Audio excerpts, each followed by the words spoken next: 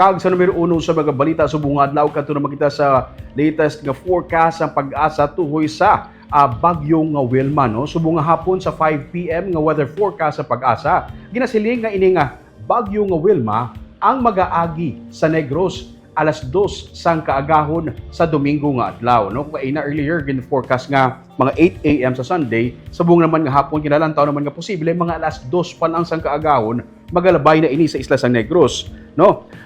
Si Wilma again is ika-23 nga bagyo nga nagsulod sa Pilipinas sining nga 2025, isa ini ka tropical depression. Kung magsiling kita nga tropical depression, ini ang pinaka-weak nga klase nga kategory sang isa ka bagyo. Pero mahimo ini magtuga sang pagbaha kag pag-ulan kag mahimo man maka-cause sa mga minor lamang nga damages, no?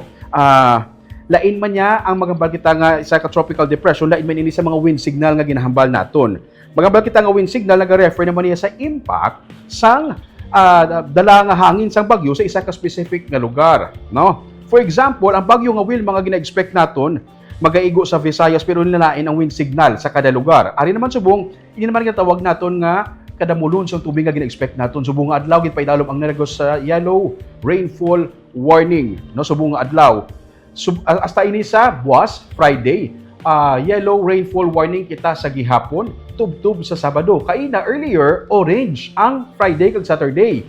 Pero subong sa bago naman nga update gikan sa pag-asa, yellow na ang rainfall warning sa bilog nga isla sang Negros humalin subong nga adlaw hasta sa Sabado. Ano po silingon sang yellow? Moderate to heavy flooding is possible to low-lying areas. Prepare for evacuation.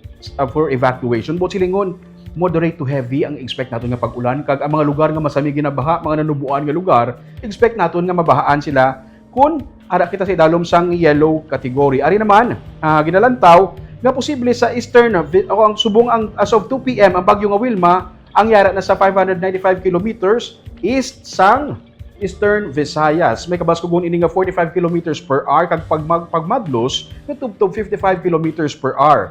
Ini ang posible niya nga ruta no nga ginalantaw. Sa Eastern Visayas siya masulod. Ukon sa Caraga ang landfall ni Wilma, Biyernes sang gabi ukon Sabado sang aga. Madiretso ini tabok diri sa may Visayas. Ginapaabot ka diri sa aton sa Negros, Domingo na sang kaagahon ang iya nga landfall, no? Diri, kung nataw mo siya doon, Northern Negros na siya nga part. Pero, nothing is final until batay ganasway ka na nanta magtutok sa weather update para mabaluan ta kay nagalain-lain siya kay na diri siya gawa sa dalom subong.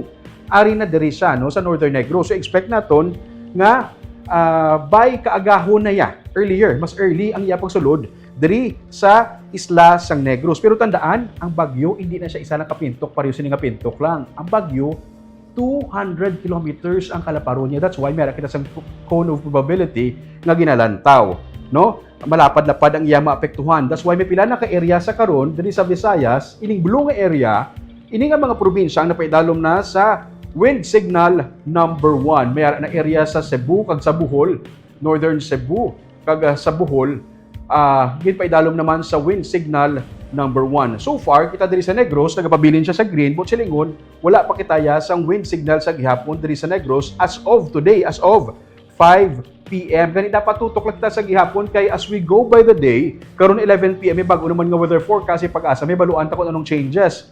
Kung bala na-include na kita diri sa signal number 1, no, so dapat magtutok. May pila ka mga lugar nga nagdeklarar nga wala klase, buwas nga adlaw, Talisay, Cadiz. So far do amo na ang dumduman ko no nga nag-declare na Talisay kag Cadiz nagdeklarar na nga wala sang klase, buwas nga adlaw bantayan ta lang ang dugang nga mga announcements ang pila ka mga LGU kung ano pagid nga mga areas ang wala sang klase buwas nga adlaw. Tandaan, ang balita sa panahon hindi dapat kahadlukan, dapat may baluan para mapreparahan kay whether we like it or not, ini ang aton nga weather.